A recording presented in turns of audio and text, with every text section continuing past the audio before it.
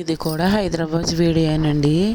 అక్కడ చుట్టుపక్కల ఉన్న గుళ్ళకి వెళ్తాం కదా, అక్కడ రోజు శుక్రవారం నైటు సాయంత్రం చేసి అలా వాకింగ్కి వెళ్ళి గుడికి వెళ్ళామండి.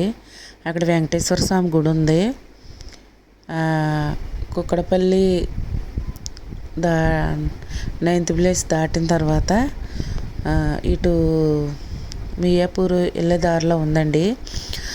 సర్లే వెళ్దాం వెళ్ళాం. ఏంటంటే లక్ష్మీదేవి, గోదాదేవి ఉన్నారండి వెంకటేశ్వర స్వామి దగ్గర.